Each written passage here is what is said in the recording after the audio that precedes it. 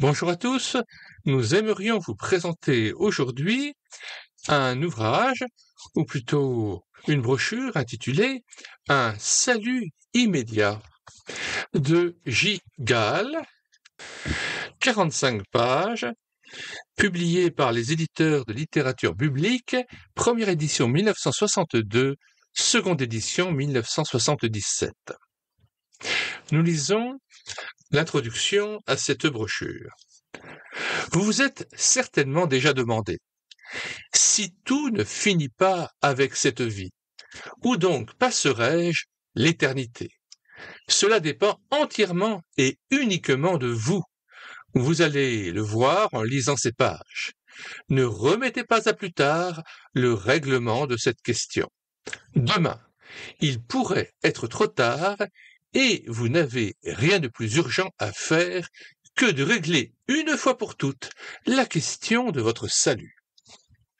Avant de procéder à l'audiobook intégral de cet ouvrage, nous signalons que nous avons mis dans les commentaires de cette vidéo son lien de téléchargement gratuit, téléchargement qui se fera à partir du site internet médiathèque-chrétienne.fr.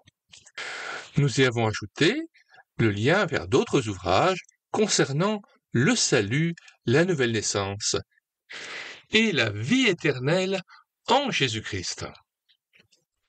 Mais maintenant, place à l'audiobook de cet ouvrage, Un salut immédiat. Dieu vous offre le pardon.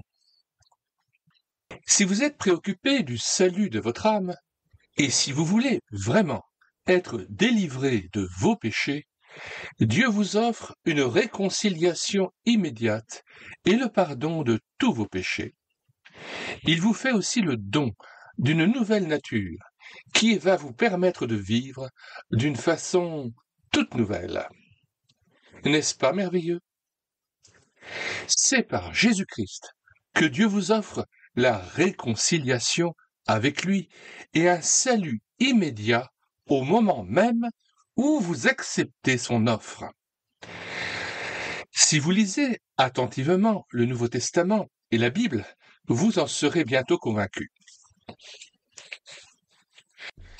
Qui êtes-vous? Cela importe peu. Fussiez-vous le plus grand pécheur, Dieu peut et veut vous sauver. Qui que vous soyez, devant Dieu, vous êtes un pécheur perdu, c'est-à-dire déjà maintenant séparé de Dieu. Et vous le serez pour toujours si vous ne recevez pas une vie nouvelle. Mais Jésus-Christ est venu chercher et sauver ceux qui étaient perdus. Nous le lisons dans la Bible au chapitre 19 de l'Évangile selon saint Luc, verset 10. C'est donc bien vous qu'il est venu chercher et sauver. Oui, Dieu vous adresse un message de pardon. Écoutez-le vous dire. Si vos péchés sont comme le cramoisi, ils deviendront blancs comme la neige. S'ils sont rouges comme la pourpre, ils deviendront comme la laine. Ésaïe 1, verset 18. Alors, pour information, le cramoisi désigne ce qui est d'une couleur foncée, tirant vers le violet. La soie cramoisie. Et quand on parle du teint ou de la peau, ça veut dire très rouge. Il est devenu cramoisi. Fin de définition et retour au texte. Venez à moi, vous tous qui êtes fatigués et chargés, et je vous donnerai du repos, dit Jésus dans Matthieu 11, verset 28. Dieu vous supplie de venir à lui, d'accepter d'être sauvé par lui. Qu'est-ce que Dieu exige de vous? Pouvez-vous expier vous-même vos péchés? Non, n'est-ce pas? Dieu le sait. Il sait aussi que vous ne pouvez pas non plus changer votre cœur. Et si votre cœur n'est pas changé, comment pouvez-vous espérer changer de vie?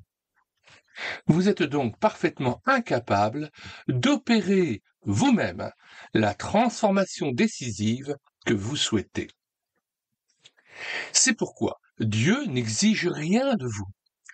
Il vous demande seulement de consentir à l'accepter et à être renouvelé par lui, par son esprit. La bonté de Dieu, notre Sauveur, et son amour pour les hommes ont été manifestés. Il nous a sauvés, non à cause des œuvres de justice que nous aurions faites, mais selon sa miséricorde, par la régénération et le renouvellement du Saint-Esprit. Ce passage est extrait de l'épître de Paul à Tite, chapitre 3, versets 4 à 7. Puis, car lorsque nous étions encore sans force, le Christ, au temps marqué, est mort pour les impies. Romains 5, verset 6. Nous citons aussi le verset 8. Mais Dieu prouve son amour envers nous en ce que, lorsque nous étions encore des pécheurs, Christ est mort pour nous. Et enfin, ce passage de l'Épître aux Éphésiens, chapitre 2, versets 4 à 5. Et Dieu qui est riche en miséricorde, à cause du grand amour dont il nous a aimés, nous a rendus à la vie avec le Christ. En quoi consiste ce merveilleux salut? Le péché sépare de Dieu. Il met une séparation entre vous et votre Dieu. Ésaïe 59, verset 2. Dans la Bible, cette séparation d'avec Dieu est appelée la mort. L'âme qui pêche est celle qui mourra. Ézéchiel 18, verset 4. Et quiconque observe toute la loi, mais pêche contre un seul commandement, devient coupable de tous. Jacques 2, verset 10. Maudit est quiconque n'observe pas tout ce qui est écrit dans le livre de la loi et ne le met pas en pratique. Galates 3, verset 10. Un seul vol fait de vous un voleur. Un seul crime fait de vous un meurtrier. Un seul péché fait de vous un pécheur sur qui repose la colère de Dieu. Comment Dieu peut-il, en restant parfaitement juste, vous pardonner, vous permettre d'échapper à la malédiction?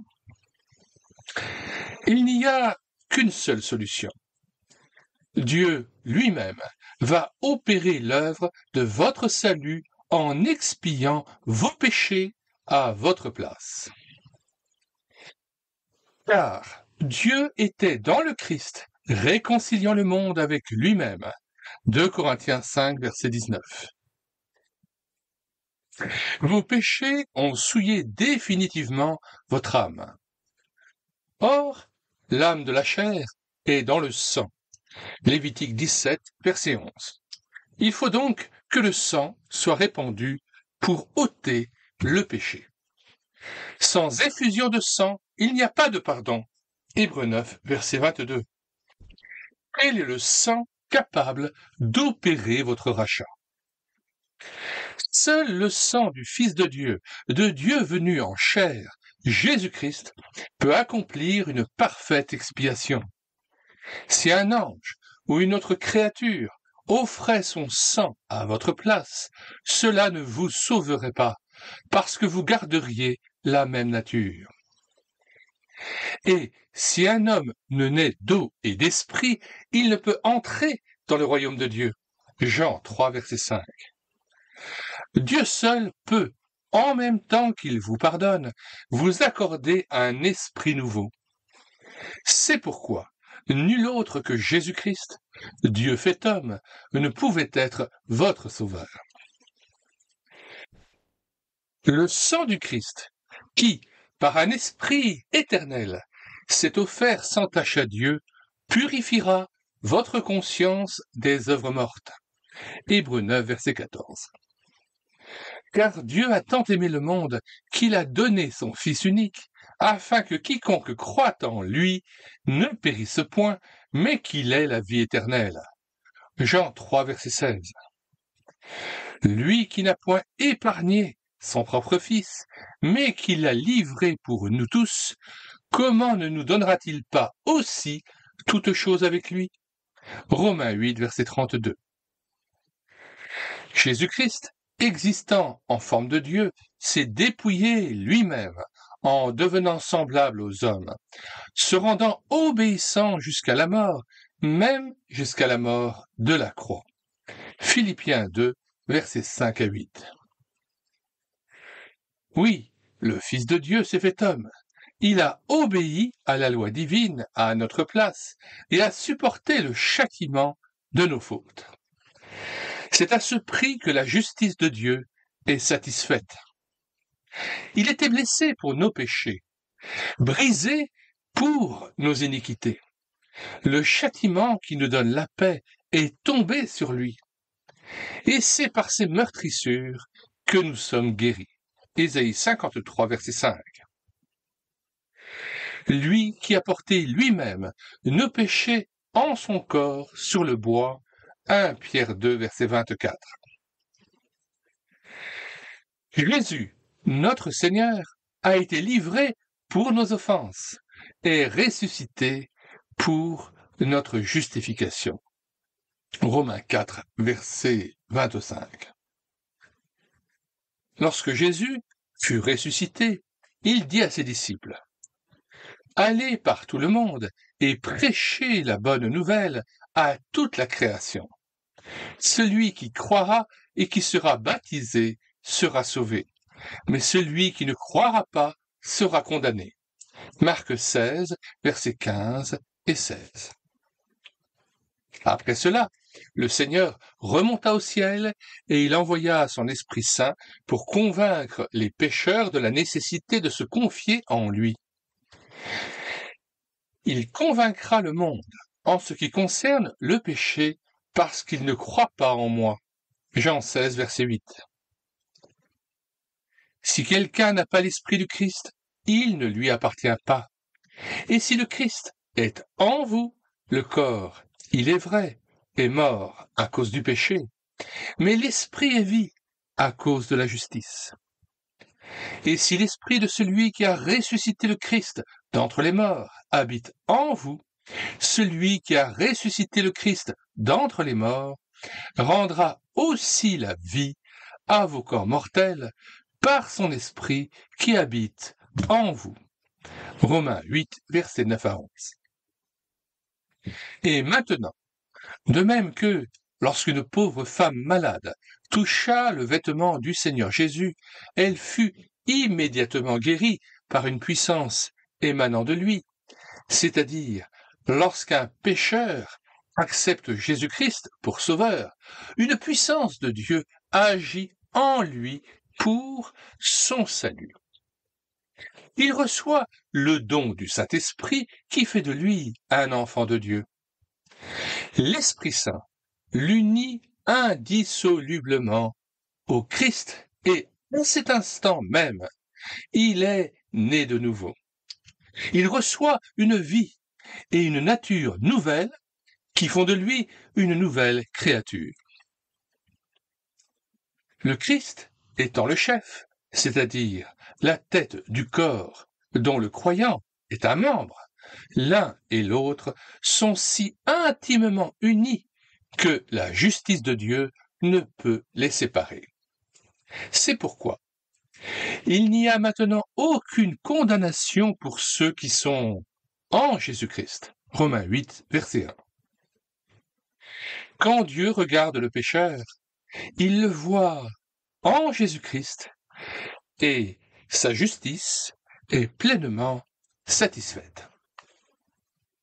Jésus dit, « Celui qui écoute ma parole et qui croit à celui qui m'a envoyé la vie éternelle et ne vient point en jugement, mais il est passé de la mort à la vie. » Jean 5, verset 24. Qui accusera les élus de Dieu? C'est Dieu qui justifie. Qui les condamnera? Le Christ est mort. Bien plus, il est ressuscité, il est à la droite de Dieu et il intercède pour nous. Romains 8, versets 33 et 34. Jésus-Christ, le crucifié, a offert un sacrifice suffisant pour expier les péchés du monde entier. Jésus-Christ, le juste, a acquis des mérites suffisants pour introduire au ciel l'humanité entière. Jésus-Christ, le Dieu puissant, peut, par son esprit vivifiant, donner la vie au monde entier. C'est Jésus-Christ qui s'offre à vous tel que vous êtes, là où vous êtes maintenant. Il n'y a donc aucune raison pour que vous ne soyez pas sauvés en ce moment même. Seul votre refus peut vous empêcher de recevoir le salut immédiat. Ne voulez-vous pas l'accepter maintenant? Fausse conception concernant le salut. Persévérer. Certains disent qu'un salut instantané est impossible et ils prétendent qu'on ne peut l'obtenir que graduellement après un temps très long et en persévérant dans la prière. Réponse. Vous admettez bien en principe que le sang de Jésus-Christ nous purifie de tout péché. 1 Jean 1, verset 7. Mais vous pensez qu'il n'a son efficacité que pour ceux dont le repentir est parfaitement sincère et basé non sur la crainte de l'enfer, mais sur la honte d'avoir offensé Dieu. Peut-être vous appuyez-vous, pour le dire, sur certains passages comme ceci. Efforcez-vous d'entrer par la porte étroite. Le royaume de Dieu est pris par la violence. Une autre traduction dit dans Matthieu 11, verset 12, « Depuis le temps de Jean-Baptiste jusqu'à présent, le royaume des cieux est forcé, et ce sont les violents qui s'en emparent. » Retour au texte. Si plausibles qu'apparaissent à première vue vos arguments, ils sont contraires à l'Évangile. Ils intervertissent la position du pécheur et celle du Sauveur, et ils n'aboutissent qu'à une impasse. Ce que la Bible enseigne, c'est que le Sauveur se tient à la porte de notre cœur, attendant, suppliant que nous le laissions entrer. Il nous demande de lui faire place dans notre vie. Voici, je me tiens à la porte et je frappe. Si quelqu'un entend ma voix et ouvre la porte, j'entrerai chez lui. Apocalypse 3, verset 20. La vérité biblique, la voilà. Le Sauveur vous demande d'ouvrir la porte. Ce n'est pas vous qui devez frapper et frapper encore à la porte de son cœur jusqu'à ce qu'il consente à vous l'ouvrir. Cette conception est une insulte à Dieu. L'Évangile nous montre le Sauveur comme un berger qui va à la recherche de la brebis perdue. Votre Église représente la brebis devant la porte close de son bercail, suppliant le berger de la laisser entrer. L'Évangile invite le pécheur à croire et à accepter le salut. Votre Église somme le pécheur de prier inlassablement sans jamais avoir la certitude que le salut lui soit accordé. Vous n'avez pas besoin de prier pour recevoir le salut. Le salut est à vous dès l'instant où vous l'acceptez par la foi. C'est lorsque nous étions encore des pécheurs que le Christ est mort pour nous, Romains 5, verset 8. L'hésitation et l'inimitié ne viennent que de nous. Il est bon qu'un pécheur éprouve de l'angoisse au sujet de son salut, mais cette angoisse, quand bien même elle s'exprimerait dans la plus pathétique des prières, ne le lui emporterait point. La foi seule nous le procure. Quand le pécheur croit que Dieu veut le sauver, quand il accepte la vie éternelle, qui lui est donnée gratuitement en Jésus-Christ, alors, et alors seulement, il reçoit le pardon de ses péchés. Pourquoi? Parce que, alors seulement, il croit vraiment que Dieu nous a donné la vie éternelle, et cette vie est dans son Fils. Celui qui a le Fils a la vie. Celui qui n'a pas le Fils de Dieu n'a pas la vie. 1 Jean 5, versets 11 et 12. Si vous acceptez de recevoir Jésus-Christ pour sauveur, dites-le lui, et ce sera chose faite. Cessez donc de vous lamenter dans l'incrédulité comme si c'était vous, et non pas Dieu, qui aviez découvert le péril dans lequel vous étiez. Comme si c'était vous, et non pas Dieu, qui preniez le plus à cœur le salut de votre âme. Si l'idée de substituer la prière à la foi, substituer ça veut dire remplacer, si l'idée de substituer la prière à la foi est une insulte à Dieu, elle est aussi une cruauté à l'égard du pécheur. Peut-être a-t-il déjà prié avec ferveur, avec des cris, avec des larmes. Peut-être a-t-il attendu que Dieu lui montre, par quelques signes, que sa prière est exaucée. Rien n'est venu. Il n'a senti en lui aucun changement. Il en a conclu que Dieu ne voulait pas le sauver. Regarde-t-il en lui-même pour y découvrir quelques raisons d'espérer? Ce qu'il y voit ne fait qu'augmenter son angoisse. Comment n'en serait-il pas ainsi puisque le changement auquel il aspire ne peut se produire avant qu'il ait accepté le salut? La paix, la joie, l'amour, ces fruits de l'Esprit Saint ne peuvent remplir nos cœurs que si nous avons reçu l'Esprit en acceptant Jésus-Christ pour notre Sauveur. Galates 5, verset 22. J'aimerais néanmoins ouvrir une parenthèse. À ce point de notre lecture de cet audiobook, il est bien évident que si la prière n'est pas la condition du salut, comme si c'était un moyen d'expiation ou une œuvre pour plaire au Seigneur, il est bien évident que la prière peut être aussi le moyen de parler au Seigneur. La prière est communication, dialogue avec Dieu. Et beaucoup de gens ont donné leur cœur au Seigneur en priant, c'est-à-dire en disant de leurs lèvres, en prononçant de leur bouche, qu'ils croyaient de tout leur cœur à Jésus-Christ, au sacrifice qu'il avait accompli à la croix, au fait que son sang versé les purifiait de tout péché.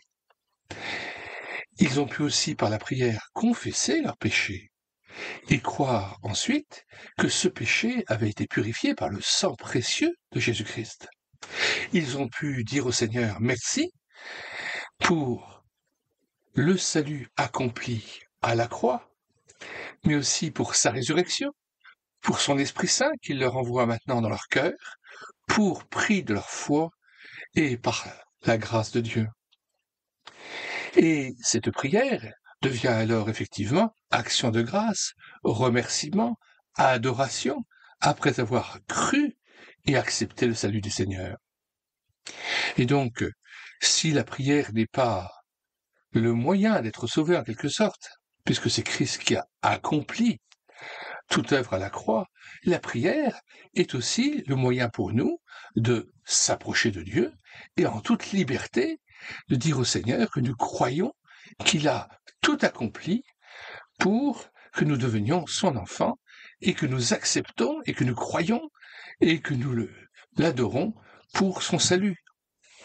Il nous est dit dans Hébreux 10, versets 19 à 20, « Nous avons l'assurance d'un libre accès au sanctuaire par le sang de Jésus, accès que Jésus a inauguré pour nous comme un chemin nouveau et vivant au travers du voile, c'est-à-dire de sa chair. » Alors, la prière nous permet aussi de glorifier Dieu et de lui dire « Seigneur, tu fais de moi ton enfant » par la foi dans cette œuvre extraordinaire que Jésus a accomplie, en se sacrifiant pour moi, en donnant son sang pour moi, en purifiant ma conscience du péché des œuvres mortes.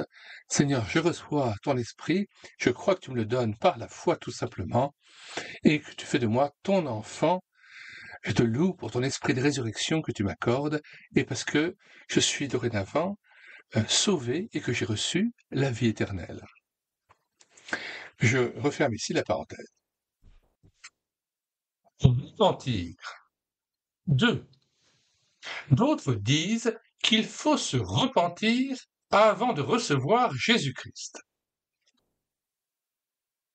Réponse. Si pour vous, le mot repentir signifie, comme dans la Bible, changer d'attitude, du grec métanoïa, changement d'attitude, alors oui, il faut vous repentir, car c'est ce que Dieu exige de vous, et en cet instant même. Mais si vous entendez par le repentir une sorte de pieuse tristesse à l'égard du péché, alors non, vous ne devez pas vous repentir, vous ne le pouvez même pas. Ce n'est que lorsque votre cœur aura été changé que, par un instinct nouveau de la nouvelle nature, vous éprouverez de la douleur en face du péché. Si vous attendez d'éprouver cette pieuse tristesse à l'égard du péché, il est probable que jamais vous ne deviendrez véritablement au Sauveur. Savez-vous ce que vous êtes seulement capable d'éprouver avant d'être venu à Jésus-Christ? La crainte de l'enfer et le désir du repos, de la sécurité. Des mobiles plus élevés sont encore en dehors de vos possibilités et vous n'avez vraiment aucun mérite à vous tourner vers le Sauveur. Ce qui vous pousse vers lui, ce n'est ni l'amour pour Dieu, ni la haine pour le péché. Bien que vous puissiez éprouver un certain dégoût pour des péchés que vous ne commettez pas, et même avoir en horreur ceux dans lesquels vous êtes tombés. Mais ce dégoût, cette horreur, ne sont pas la douleur d'avoir offensé Dieu. Ils ne sont pas encore la tristesse, selon Dieu, à l'égard du péché. C'est pourquoi votre décision de venir à Jésus-Christ doit être un acte de pur intérêt personnel, comme la volonté de Dieu de vous sauver est un acte de pure bienveillance. Dieu sait très bien que vous n'avez aucun amour pour lui et que votre unique préoccupation est d'échapper au châtiment de votre péché. Mais il vous sollicite néanmoins. Il fait appel à cet intérêt personnel pour vous inciter à venir. Revenez, nous dit-il, détournez-vous, car pourquoi mourriez-vous? Ézéchiel 18, verset 30. Il sait que vous ne l'aimez pas. Il ne peut donc pas faire appel à votre amour. Il sait que votre cœur est corrompu. Il ne peut donc pas faire appel à votre haine du péché. Ce qu'il veut, c'est que vous ayez compassion de vous-même. Ce qu'il déplore, c'est votre folle négligence de vos plus grands intérêts. Vous voyez donc que la repentance dont il s'agit dans la Bible n'est pas un changement du cœur, mais bien un changement de l'esprit. La tristesse, selon Dieu, entre guillemets, au sujet du péché, seul l'enfant de Dieu est capable de l'éprouver. Elle n'est possible qu'après la conversion dont elle est le signe et l'évidence. La repentance, c'est le tournant décisif dans la vie d'un homme, le moment où, ayant découvert sa propre misère, il se tourne vers le Christ, unique espoir de son salut. Dans Jean 16, verset 8, il est dit à propos du Consolateur, du Paraclet, du Saint-Esprit, « Et quand il sera venu, il convaincra le monde en ce qui concerne le péché, la justice et le jugement. En ce qui concerne le péché, parce qu'il ne croit pas en moi, la justice parce que je vais au Père et que vous ne me verrez plus, le jugement parce que le prince de ce monde est jugé. » Et donc nous voyons ici que c'est l'Esprit Saint qui nous convainc de péché, nous accorde la repentance, à salut, cette tristesse à salut dont il est dit dans la Bible qu'on ne se repent pas de cette tristesse. Ainsi, Paul dit dans 2 Corinthiens 7, versets 9 à 10, « Je me réjouis à cette heure, non pas de ce que vous avez été attristés, mais de ce que votre tristesse vous a porté à la repentance, car vous avez été attristés selon Dieu, afin de ne recevoir de notre part aucun dommage. En effet, la tristesse selon Dieu produit une repentance à salut dont on ne se repent jamais, tandis que la tristesse du monde produit la mort. » Revenons à notre texte. La repentance, donc, c'est le tournant décisif dans la vie d'un homme, le moment où, ayant découvert sa propre misère, il se tourne vers le Christ, unique espoir de son salut.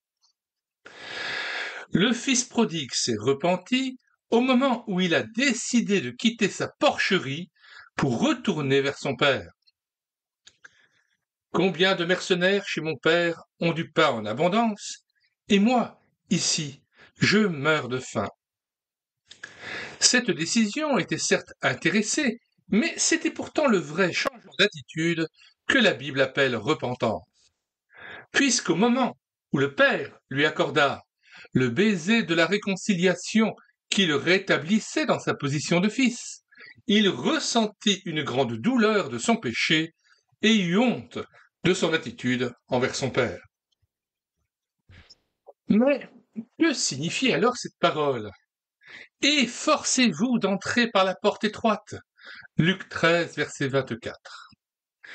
Bien qu'elle soit étroite, cette porte est ouverte et non fermée. Vous n'avez pas à lutter contre celui qui la garde, mais contre vous-même, contre votre propre cœur incrédule qui résiste et combat pour vous empêcher d'entrer. La porte est étroite, certes, mais elle est assez large pour laisser passer le pécheur, à condition qu'il n'emporte pas ses idoles avec lui. Inutile de vouloir user d'un compromis en renonçant à une idole, puis à une autre. Tant que vous n'êtes pas décidé à renoncer à tous vos péchés, vous ne pouvez entrer. Mais peut-être chercherez-vous à franchir la porte drapée dans l'une ou l'autre de vos vertus, munis de vos mérites personnels. Tout cela est inutile. Il vous faut être dépouillé de toute justice propre, venir à Dieu tel que vous êtes, les mains vides, sans rien qui vous appartienne. À ce moment-là, vous pourrez franchir, sans la moindre difficulté, la porte étroite du salut.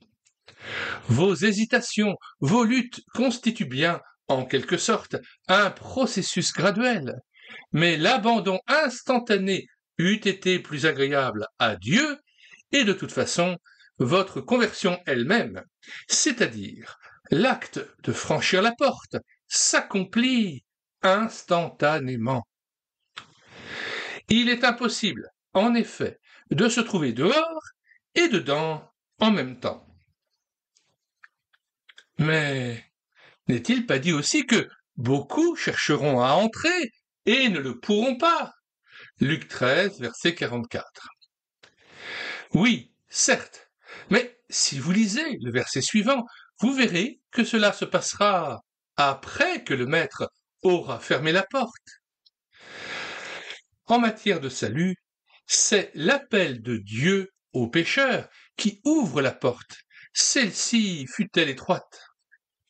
N'arrivez pas trop tard. Puisque j'appelle et que vous résistez, puisque j'étends ma main et que personne n'y prend garde, moi aussi, je me moquerai quand la terreur vous saisira.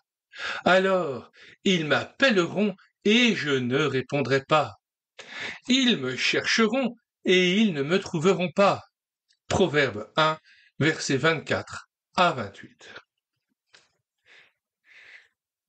N'est-il pas écrit aussi « Frappez et l'on vous ouvrira » ?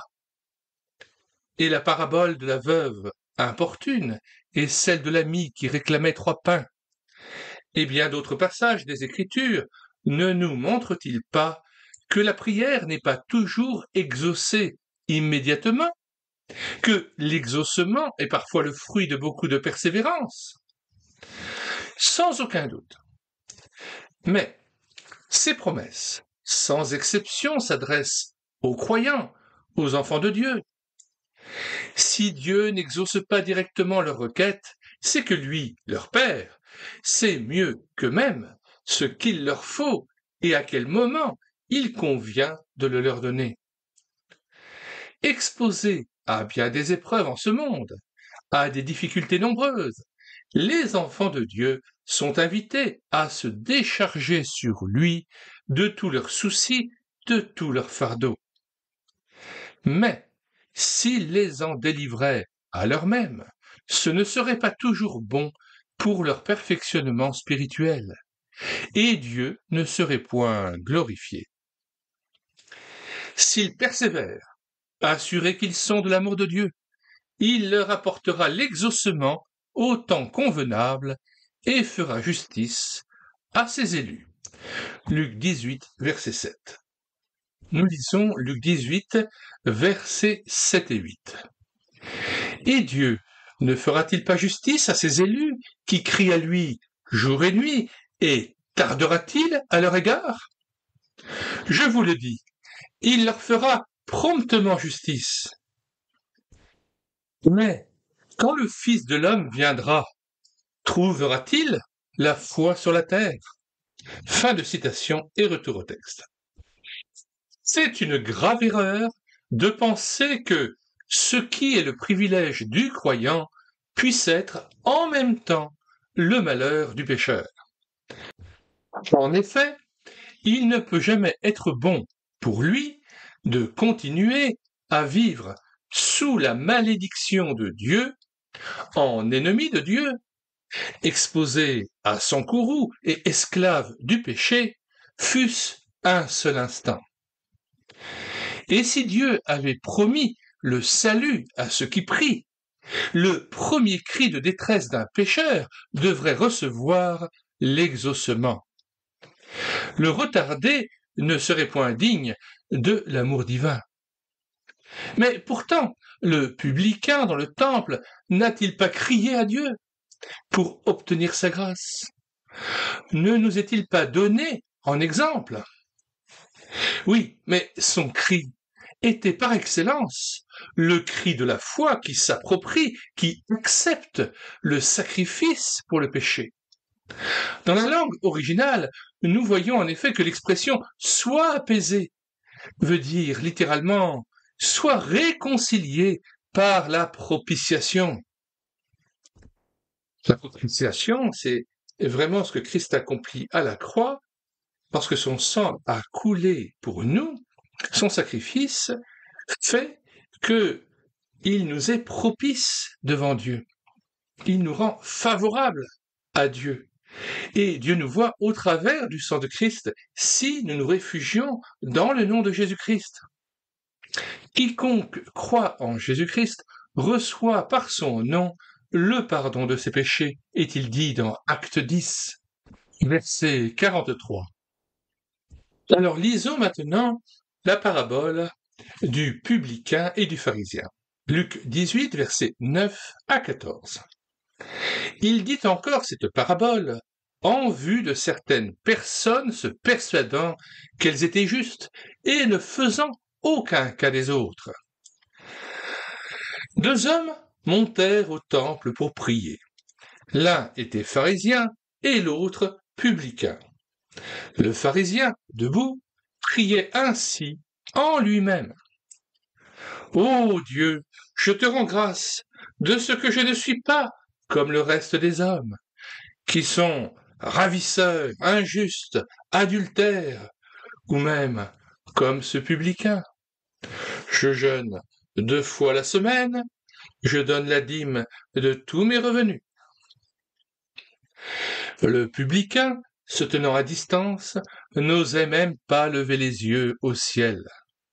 Mais il se frappait la poitrine en disant « Ô Dieu, sois apaisé envers moi, je suis un pécheur. » Je vous le dis, celui-ci descendit dans sa maison justifié plutôt que l'autre, car quiconque s'élève sera abaissé, et celui qui s'abaisse sera élevé. Alors, prenons le temps de comprendre ce qu'est un publicain. C'était, dans l'administration romaine, un homme d'affaires appartenant généralement à l'ordre équestre, autorisé par contrat avec l'autorité civile à collecter les taxes en son nom. Les publicains formaient des sociétés civiles à but lucratif qui intervenaient dans les domaines de l'économie et de la fiscalité de la Rome antique, en accord avec des contrats passés avec l'État. Et il y a bien sûr le personnage de Zachée, qui lui aussi s'est converti. Zachée était un collecteur d'impôts, collaborateur de l'occupant romain, qui figure dans le Nouveau Testament en tant que converti et disciple de Jésus. Luc 19, versets 1 à 10. Remarquons d'ailleurs que le récit de Zachée et de Jésus se situe au chapitre 19, après la parabole du pharisien et du publicain située au chapitre 18 de Luc. Retour au texte, nous continuons la lecture. Si le publicain n'a pas dû attendre le pardon de Dieu, s'il rentra chez lui justifié, c'est que son acte de foi dans le sacrifice de propitiation le justifiait pleinement devant Dieu. En effet, le verbe grec hilaskomai signifie, en contexte, se rendre favorable, apaisé. Il vient de hilaspos qui désigne l'action de rendre propice par une cérémonie expiatoire, l'expiation. Car nous savons que dans le temple juif, eh bien, les Israélites apportaient des animaux pour qu'ils soient sacrifiés et afin que Dieu leur soit favorable une fois que le sang de ces animaux avait coulé. Ces sacrifices expiatoires dans l'Ancien Testament étaient une image qui préfigurait, bien entendu, le sacrifice que Jésus-Christ allait accomplir pour nous à la croix en versant son sang précieux pour nos péchés, en expiation de nos péchés. Si nous croyons cela, eh bien, il nous est dit dans l'Épître aux Hébreux que Jésus nous a ouvert une route nouvelle et vivante dans les lieux célestes, dans le cœur du Père. Nous sommes réconciliés avec Dieu et devenons son enfant par la foi dans le nom de Jésus-Christ, dans la bonne nouvelle du salut, dans ce que Jésus-Christ a accompli pour nous parfaitement à la croix, dans la foi, dans sa résurrection, dans son ascension et dans le fait que nous participons à l'aspersion du sang de Jésus. Jésus a ainsi été fait pour nous sagesse, justice, sanctification et rédemption. Dieu le Père nous a ressuscités ensemble avec toute l'Église et nous a fait asseoir ensemble avec Christ dans les lieux célestes. Il nous accorde ainsi, pour prix de notre foi dans la bonne nouvelle de Jésus-Christ, il nous accorde ainsi son Esprit Saint, ce qui est le plus grand des cadeaux. Ainsi nous devenons le temple du Saint-Esprit. Croyez-vous cela? Et si nous devenons le temple du Saint-Esprit, cela signifie que Jésus-Christ et Dieu le Père viennent faire de notre cœur le lieu où il réside désormais. Que faut-il faire? Vous vous posez encore la question. Que faut-il que je fasse pour être sauvé? La réponse, toute simple, vous est donnée au livre des Actes. Acte 16, verset 51. Crois au Seigneur Jésus et tu seras sauvé. Nous vous invitons notamment à prendre une Bible, à ouvrir votre Bible aux Actes des Apôtres, chapitre 16, et à lire le contexte de cette déclaration de Paul au geôlier de la prison, où Paul était enfermé. Retour au texte. Mais vous dites, j'ai toujours cru en Jésus-Christ. Je connais toutes les doctrines du christianisme. Je ne doute pas de leur véracité. Cependant, je n'ai aucune certitude d'être sauvé, et la crainte est encore dans mon cœur. Oui, parce que ce que vous appelez croire, ce n'est pas réellement croire. Il nous est dit que les démons croient aussi, et qu'ils tremblent. Jacques 2, verset 19. Croire, ce n'est pas seulement avoir une opinion, une idée juste de la vérité, c'est l'avoir acceptée en son cœur. La foi qui sauve est celle du cœur et non seulement celle de l'esprit. L'apôtre Paul ne nous dit-il pas, c'est en croyant du cœur qu'on parvient à la justice? Romains 10, verset 10. Vous prétendez croire cette bonne nouvelle, l'évangile selon lequel le Christ s'est offert en sacrifice pour le péché. Mais si vous ne l'avez pas accepté pour vous-même, si vous n'avez pas mis toute votre confiance en lui, vous ne croyez pas réellement en lui et ne pouvez être sauvé. Ce n'est pas seulement en la doctrine qu'il vous faut croire, c'est en la personne du Sauveur ressuscité, en la personne vivante du Sauveur. Tout le reste n'est que croyance morte. Le canot de sauvetage. Si vous le voulez bien, prenons une comparaison. Imaginons un instant que vous êtes sur un navire sur le point de sombrer. Mais je viens à vous avec un canot de sauvetage. Je vous avertis du péril imminent où vous vous trouvez et je vous invite à quitter le navire en perdition, à vous embarquer avec moi. Je vous apporte donc une bonne nouvelle, qui est l'image même de l'Évangile. Bonne nouvelle du salut pour ceux qui périssent. Mais vous répondez, oh non, je ne crois pas que la situation soit si grave que cela. À force de pomper l'eau, nous parviendrons bien à ramener le navire au port. Si vous parveniez à vous en tirer de cette manière, ce serait en effet le salut par les œuvres. Abandonner le navire en péril pour sauter dans le canot de sauvetage serait le salut par la foi. Supposons maintenant que vous me disiez, je crois que votre avertissement est juste.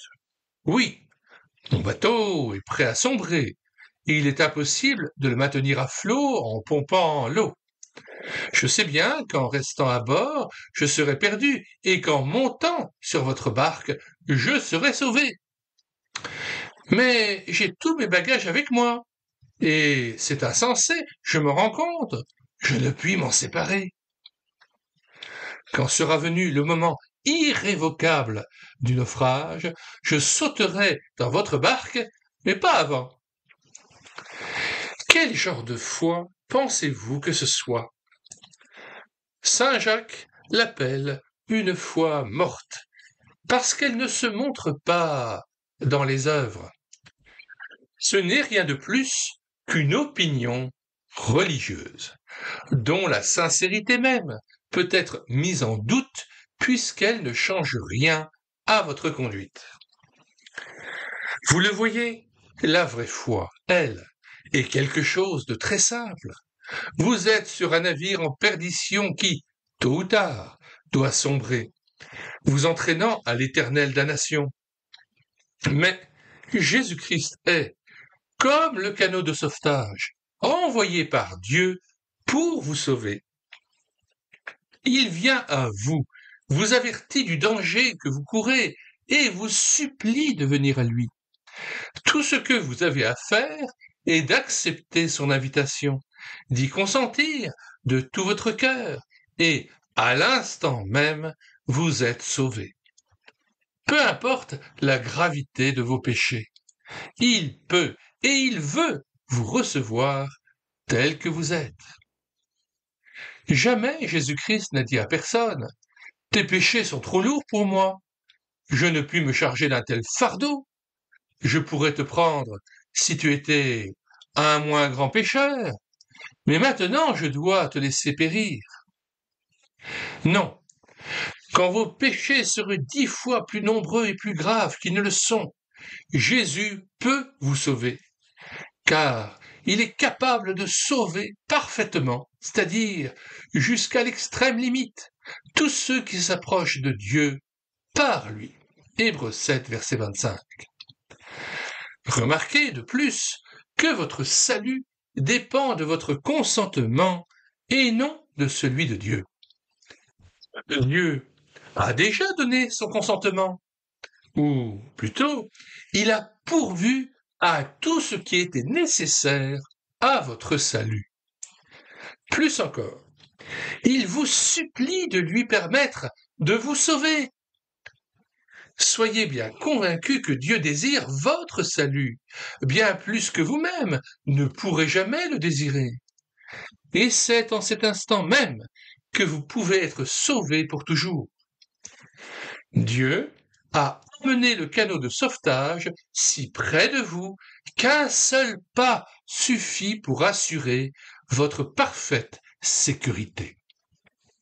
Le salut est instantané et complet.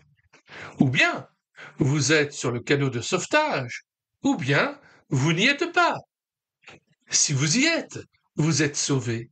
Si vous n'y êtes pas, vous êtes perdu.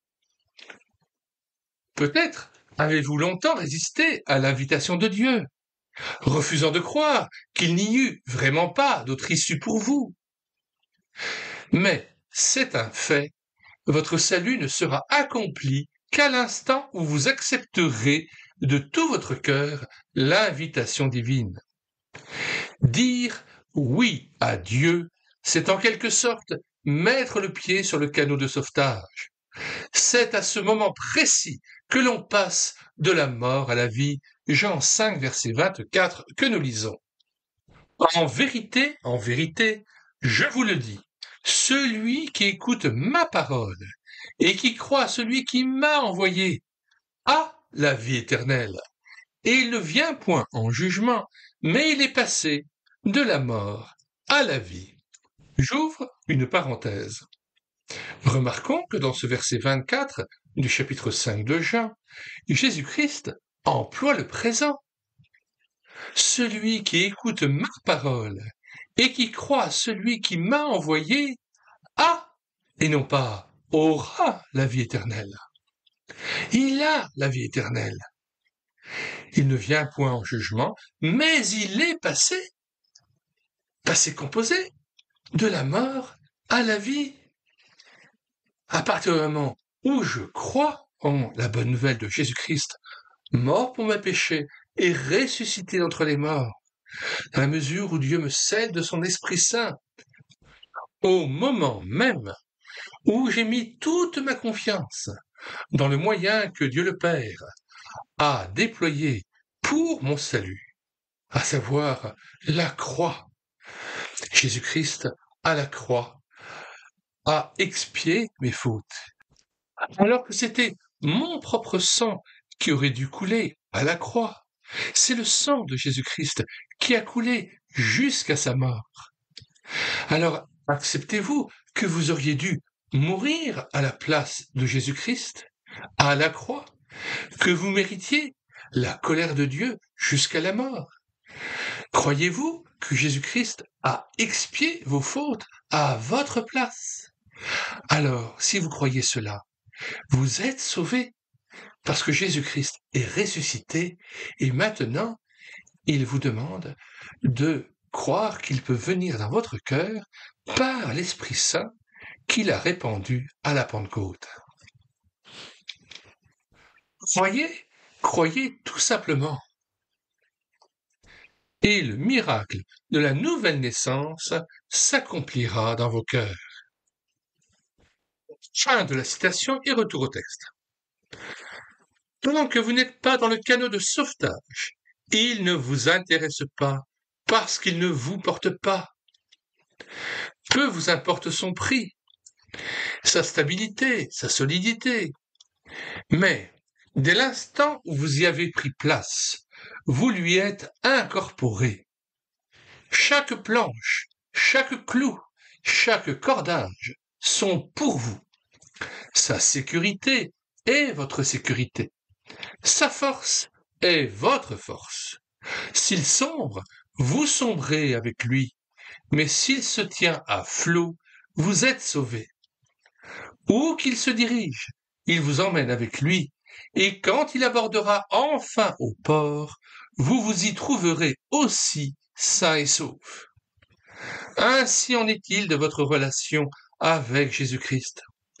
Inconverti, le sang de l'agneau ne signifie rien pour vous, mais dès l'instant où vous l'acceptez, où vous vous jetez dans les bras toujours grands ouverts du Sauveur, vous vous identifiez à lui.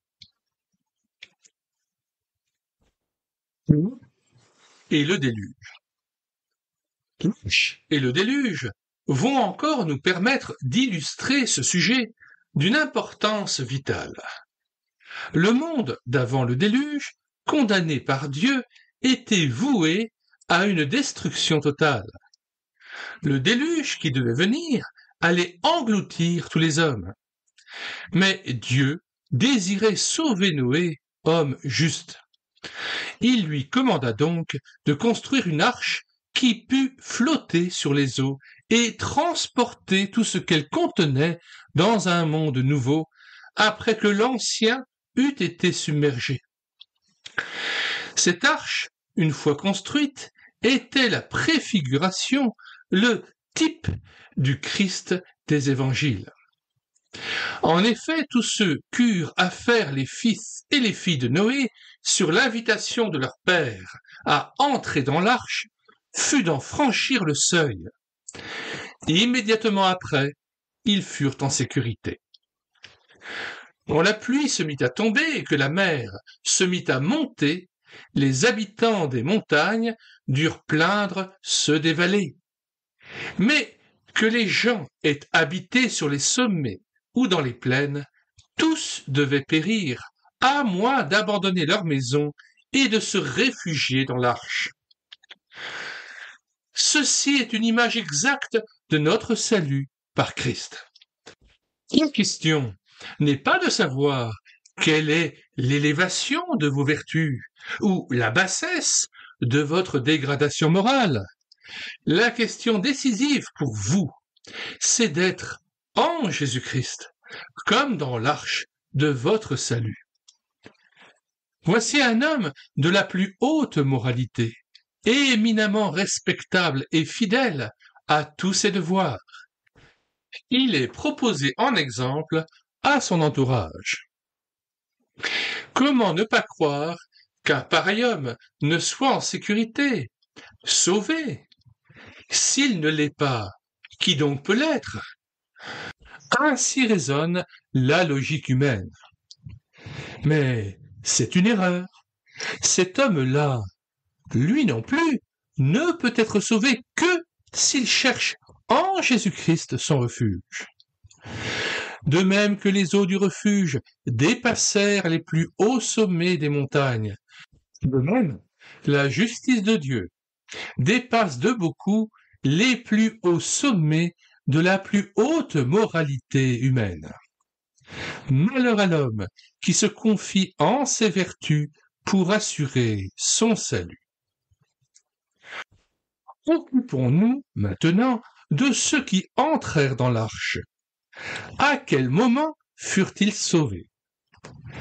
S'agit-il ici d'un salut progressif ou d'un salut instantané?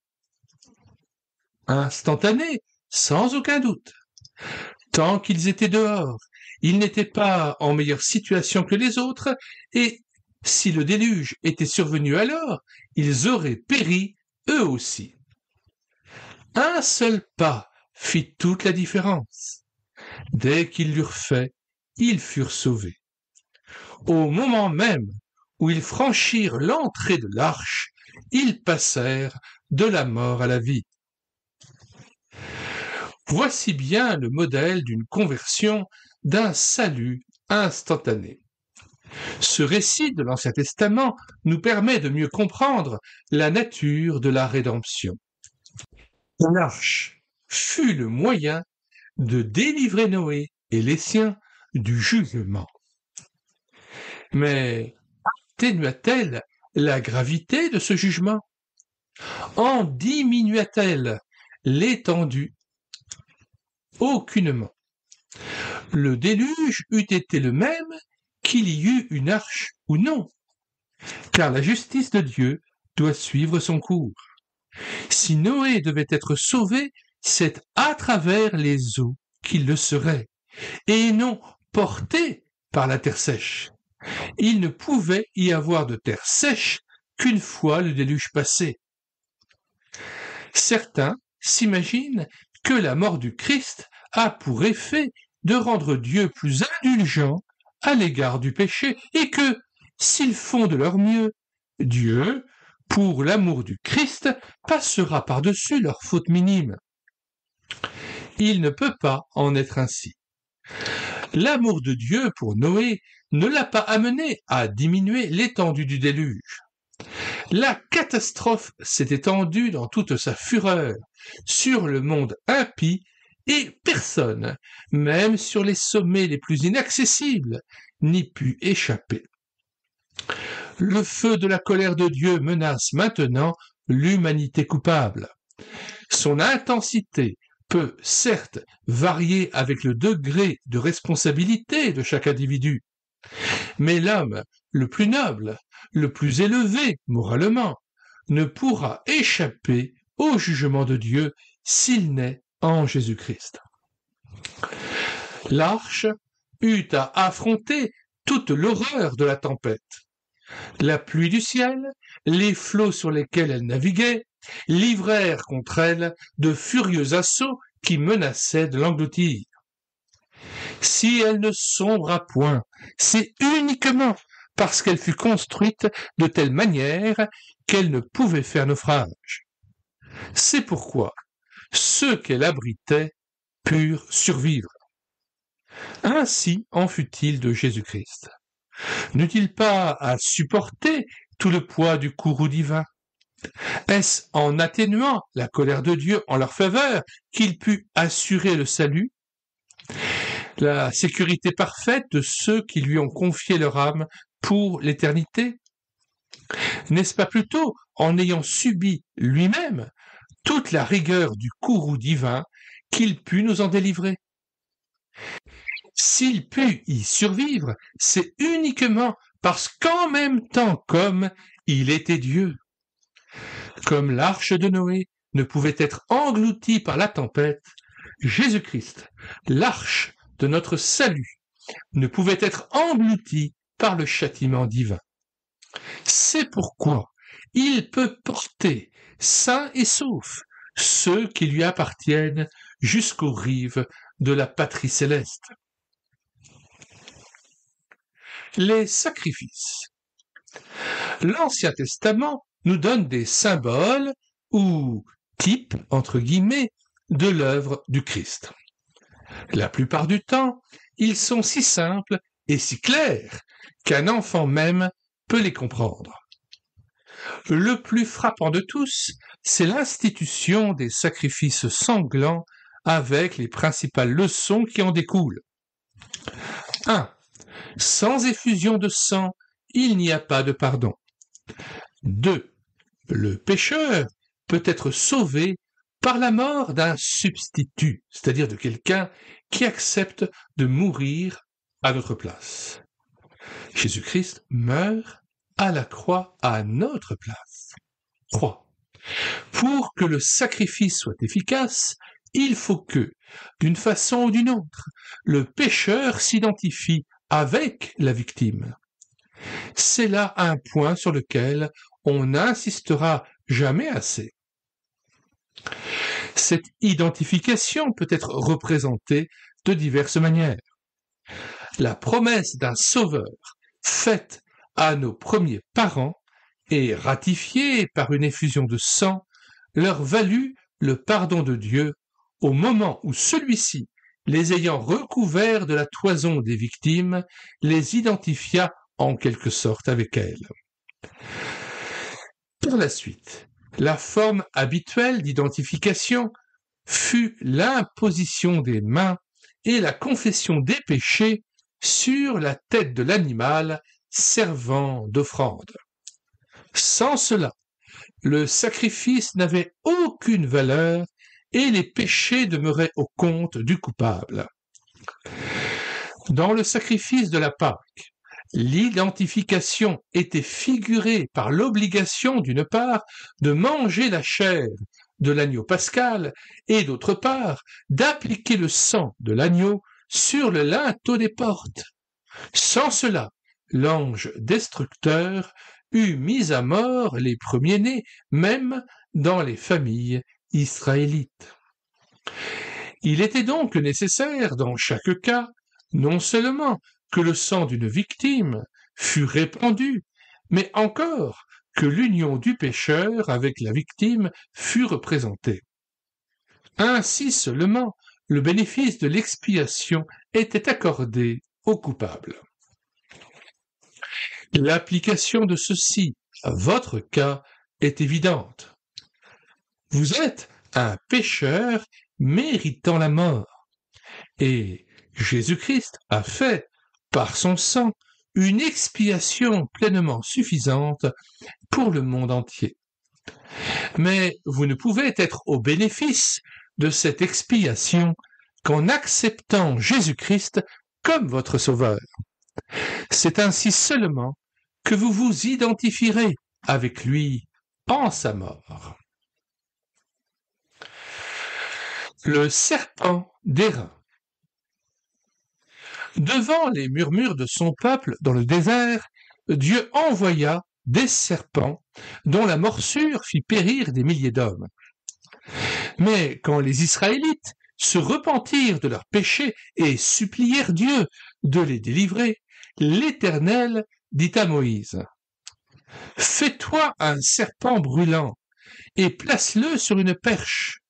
Quiconque aura été mordu et le regardera conservera la vie. » Moïse fit donc un serpent d'airain et le plaça sur une perche. Et quiconque avait été mordu par un serpent et regardait le serpent d'airain conservait la vie. Nombre 21, versets 8 et 9. Ainsi que le Seigneur Jésus lui-même l'a dit, nous voyons là un type entre guillemets du Sauveur. Comme Moïse éleva le serpent dans le désert, il faut de même que le Fils de l'homme soit élevé, afin que quiconque croit en lui ait la vie éternelle. Jean 3, verset 14. Quand j'aurai été élevé de la terre, j'attirerai tous les hommes à moi. Jean 12, verset 32. Le serpent d'airain, qu'il fallait regarder pour être guéri, ne nous donne-t-il pas une image parfaite de la simplicité de la foi et de l'instantanéité du salut? Le péché est représenté ici par les serpents venimeux dont la morsure entraînait une mort immédiate.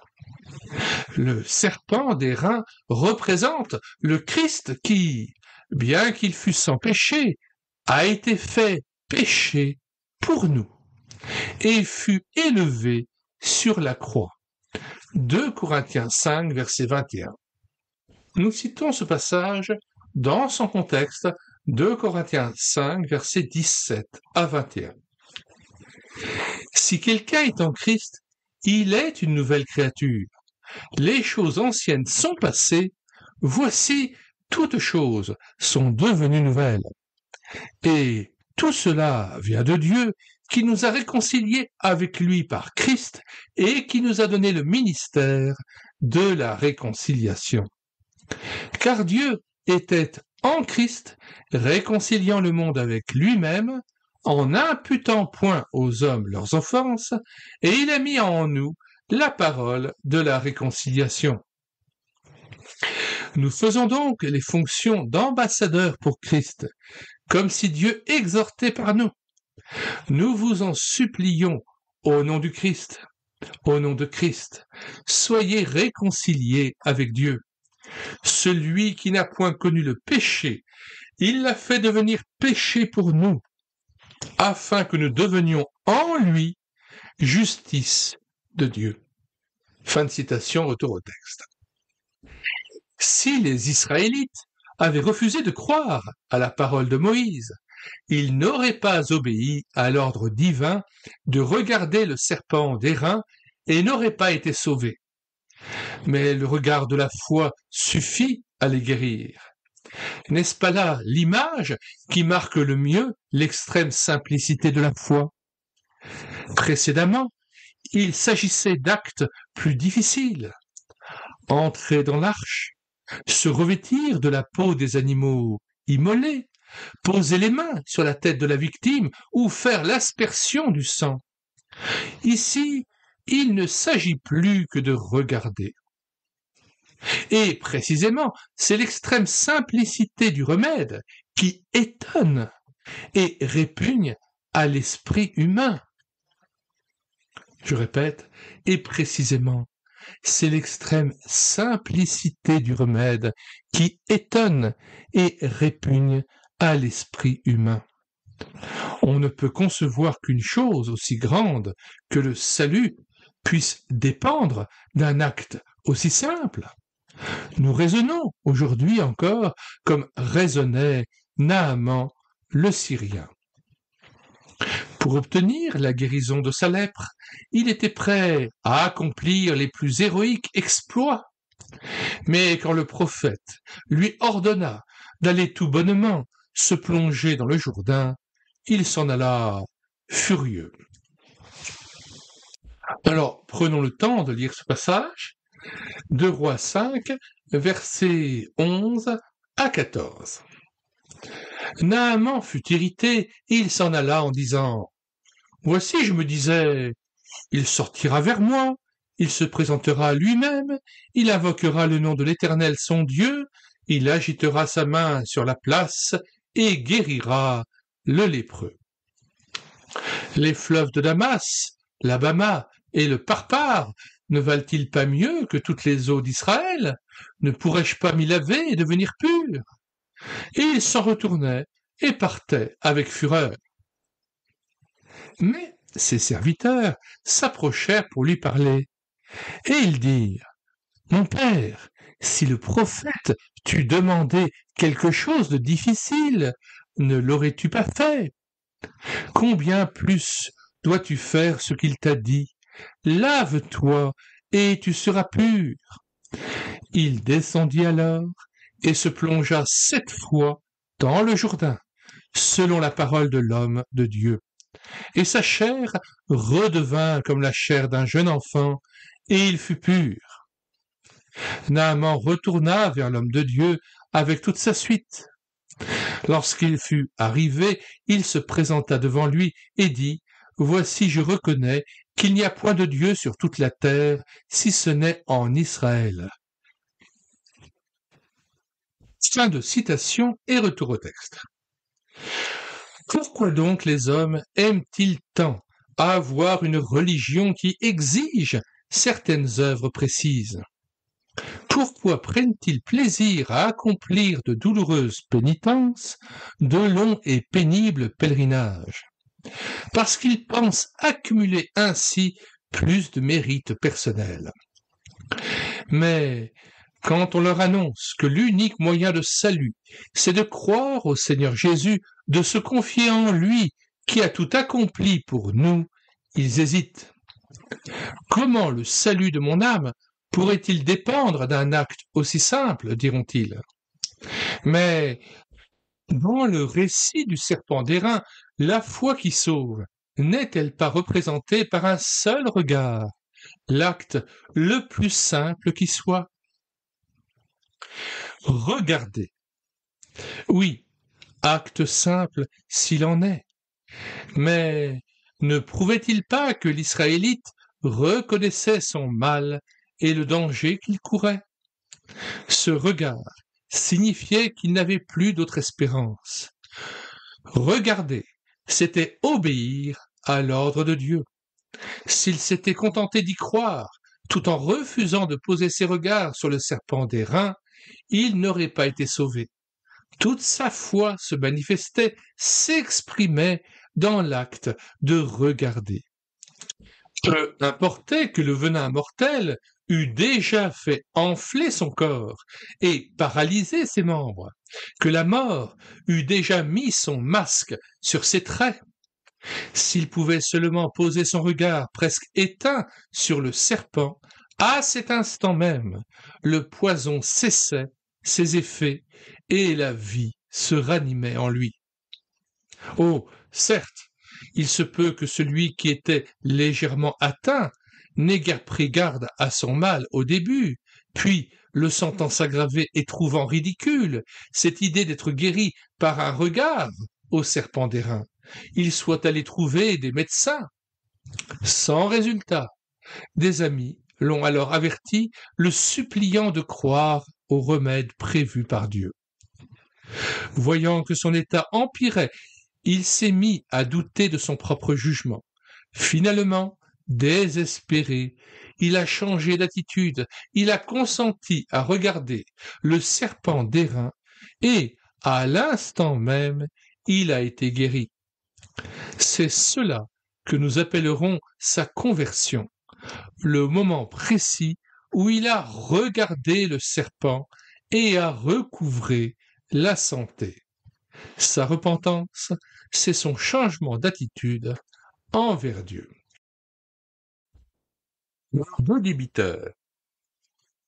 Savez-vous ce qui précède le pardon des péchés et ce qui le suit? La parabole suivante va vous l'apprendre. Vous la trouverez au 7e chapitre de l'Évangile selon saint Luc, versets 41 à 43. Un créancier avait deux débiteurs. L'un devait 500 deniers et l'autre 50. Comme il n'avait pas de quoi payer, il leur remit à tous deux leurs dettes. Lequel l'aimera le plus? Simon répondit, celui, je pense, auquel il a été le plus remis. Et Jésus lui dit, tu as bien jugé. Vous noterez d'abord que c'est au moment où ils n'avaient plus rien pour payer que leur dette leur fut remise. Oui, plus d'espoir pour eux de s'en acquitter de quelque manière que ce soit, plus de compromis possible. C'était la banqueroute. Et c'est au moment où ils l'ont admis que le créancier leur a remis leur dette dans sa totalité. N'est-ce pas ici encore une image du pécheur avant qu'il obtienne le pardon de Dieu?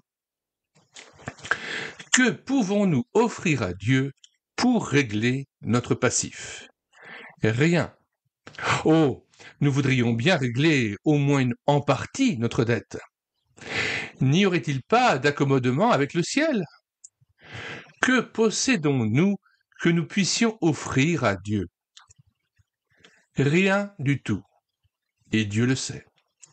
Il sait aussi que c'est notre orgueil et notre ignorance de l'Évangile qui nous empêchent bien souvent de recevoir le pardon immédiat qu'il nous offre.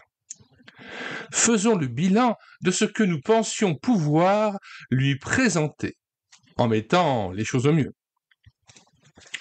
Une vie morale irréprochable, l'accomplissement scrupuleux de tous nos devoirs religieux, lecture de la Bible, présence au culte, communion, jeûne, aumône, dons pour les missions.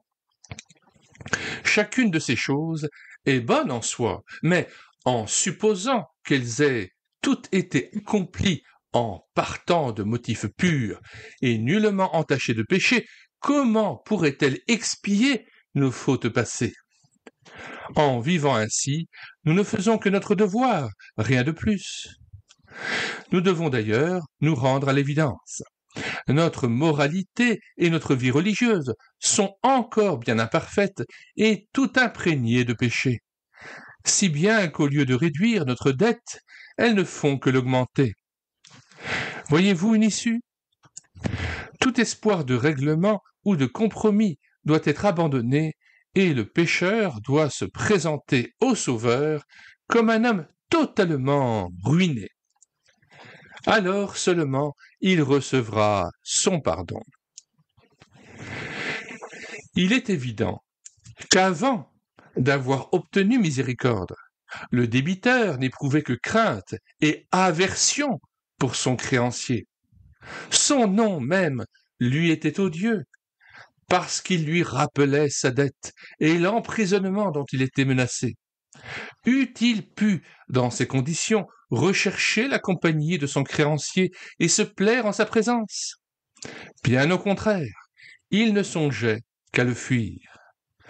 Mais une fois la dette réglée, quel changement!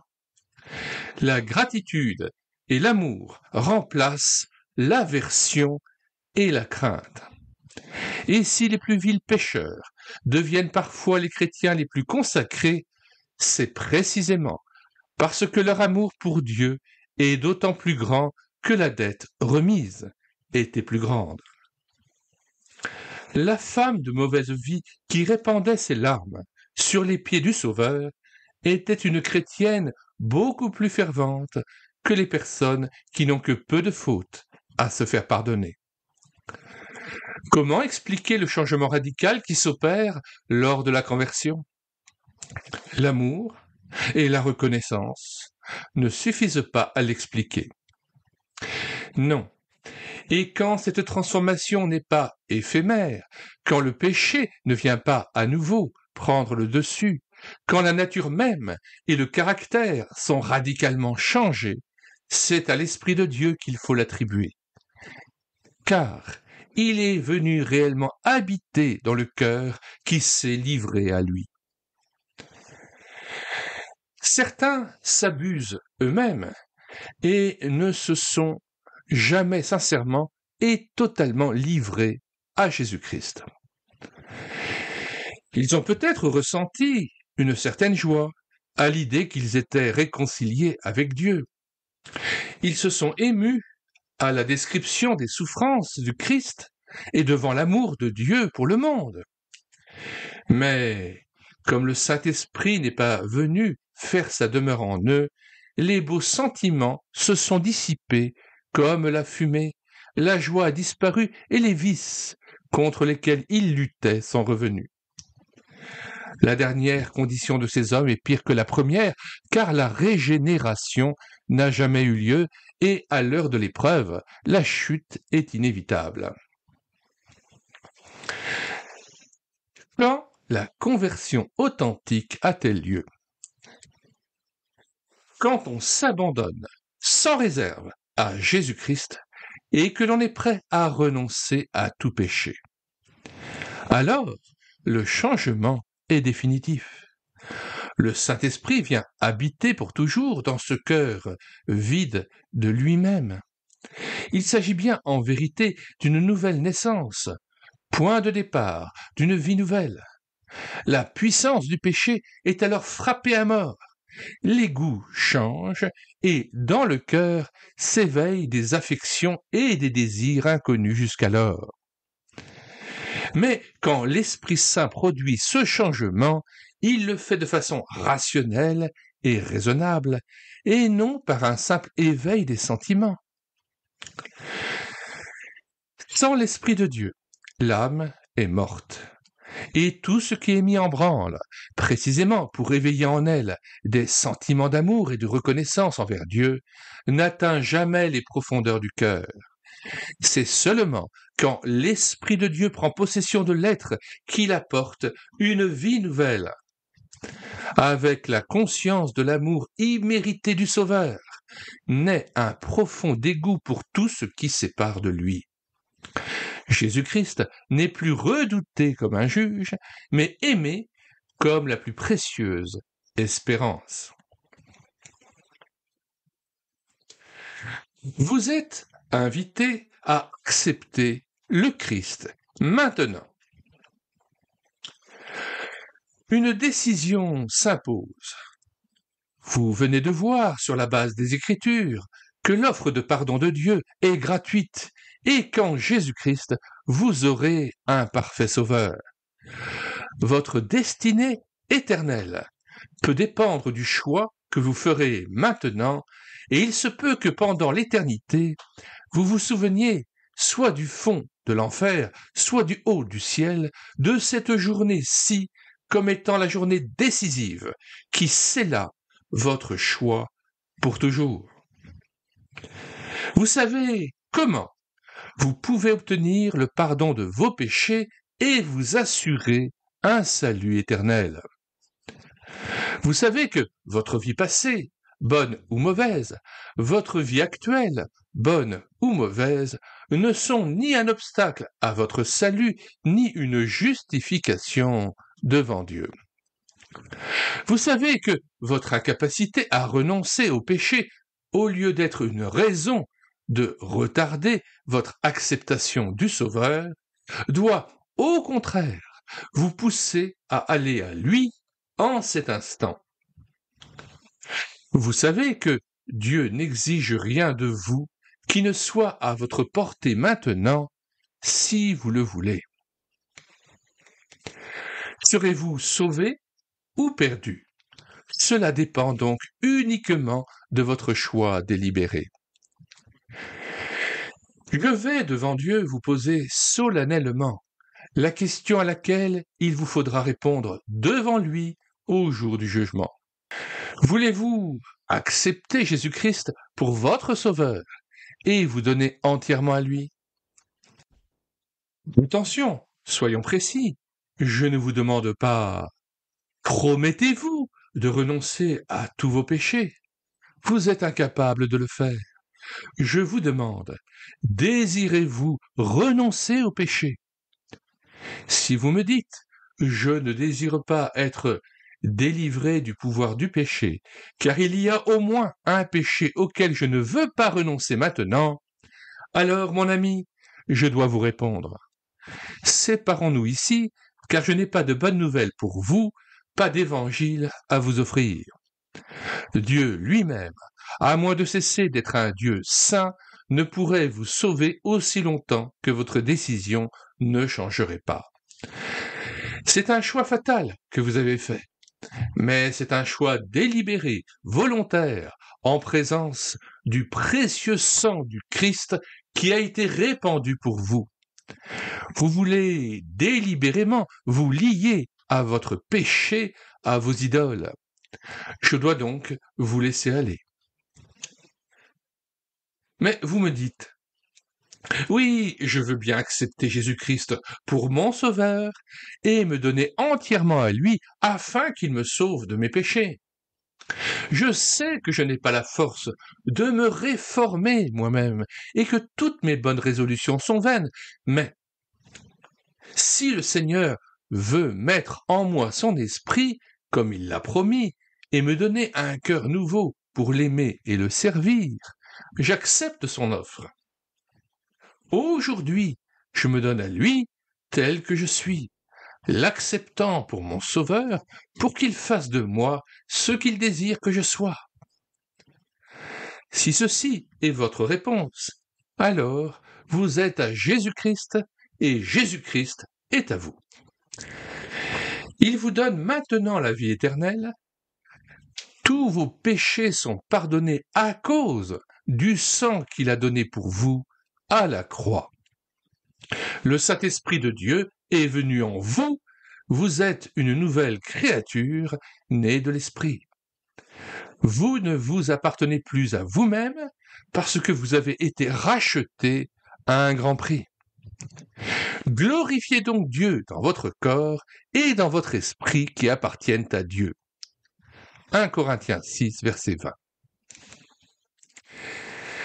Qu'allez-vous faire maintenant?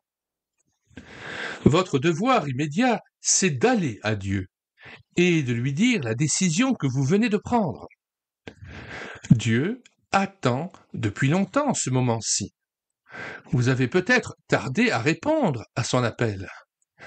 Mais maintenant, vous avez enfin une réponse à lui donner. Dieu désire l'entendre de votre bouche.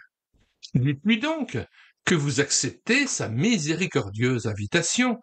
Dites-le lui, avec vos mots à vous, tout simplement, comme un enfant s'adresse à son père. Mais rappelez-vous bien que vous ne devez pas implorer le pardon de Dieu, le supplier de vous accorder sa grâce, comme s'il ne vous l'avait pas déjà offerte depuis bien longtemps. C'est votre réponse à son appel et non sa réponse au vôtre qui décide de votre salut. Mettez-vous bien dans la tête que c'est vous et seulement vous qui êtes responsable de tout le temps perdu en attente inutile. Vos supplications prouveraient que vous n'avez pas compris l'entière gratuité du salut. C'est seulement quand vous l'acceptez que vous vous l'appropriez. Recevoir le Christ des évangiles, c'est l'accepter. C'est en disant « Seigneur, j'accepte » que Dieu sera pleinement glorifié. Vos prières et vos vaines supplications n'ont fait que retarder le don que Dieu vous fait en cet instant et sans délai. Il est dit dans la Bible que lorsque Jérémie était au fond du puits, Abimélec vint à son secours avec des cordes. Si, au lieu de s'agripper aux cordes, Jérémie s'était mis à supplier son sauveteur d'avoir pitié de lui, il serait bel et bien resté au fond du puits et son attitude aurait profondément attristé celui qui avait tout mis en œuvre pour le sauver.